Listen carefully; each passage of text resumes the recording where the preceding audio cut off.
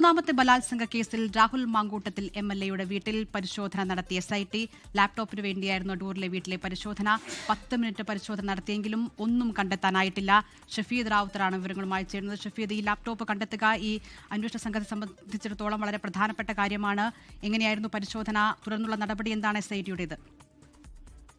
ഇന്ന് രാവിലെയാണ് ഈ സംഭവം നടന്ന തിരുവല്ലയിലെ ക്ലബ് 7 എന്ന് പറയപ്പെടുന്ന ഹോട്ടലിൽ രാഹുൽ മാങ്കൂട്ടത്തിലുമായി അന്വേഷണ സംഘം തെളിവെടുപ്പ് നടത്തിയത്. അതിനുശേഷം രാഹുലിന്റെ വീട്ടിലേക്കൊക്കെ തെളിവെടുപ്പിന് പോകുമെന്ന് പറഞ്ഞിരുന്നുവെങ്കിലും രാഹുലുമായി പത്തനംതിട്ട AR ക്യാമ്പിലേക്ക് മടങ്ങി. പിന്നീട് ഏതാണ്ട് 1 മണിയോടുകൂടിയാണ് SIT രാഹുലിന്റെ അടൂരിലെ വീട്ടിലേക്ക് എത്തിയത്. അവിടെ ഏതാണ്ട് 10 മിനിറ്റോളം പരിശോധന നടത്തി. രാഹുൽ മാങ്കൂട്ടത്തിന്റെ ലാപ്ടോപ്പ് കണ്ടെത്തുകയായിരുന്നു ലക്ഷ്യം.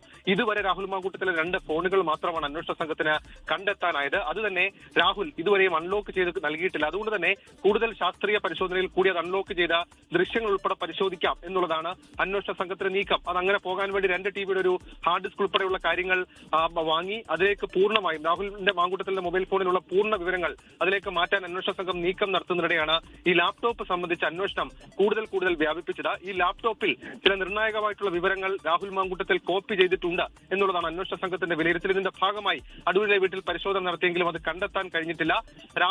രാഹുലിന്റെ ലാപ്ടോപ്പിനായി പാലക്കാട്ടും അതേപോലെ തന്നെ വടകരയിലും ചില പരിശോധനകൾ ഉടൻ തന്നെ അന്വേഷണ സംഘത്തിന്റെ ഭാഗത്തു നിന്നുണ്ടാകും.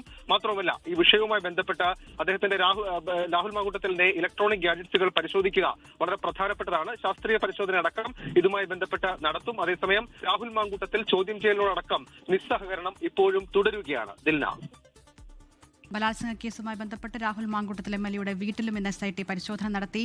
രാഹുലുമായുള്ള തെളിവെടുപ്പും പുരോഗമിക്കുകയാണ്. ഷഫീദ് റാവുത്തറാണ് പത്തനംതിട്ടയിൽ നിന്ന് വിവരങ്ങൾ നൽകിയത്. ലോകത്തെവിടെയായാലും ഏത് സമയത്തും 24 വാർത്തകളും ഓഗ്മെന്റഡ് റിയാലിറ്റി പാക്കേജുകളും എക്സ്പ്ലെയിനറുകളും വിശദമായി കാണാൻ ഞങ്ങളുടെ YouTube ചാനൽ നിങ്ങൾക്ക് സബ്സ്ക്രൈബ് ചെയ്യാം.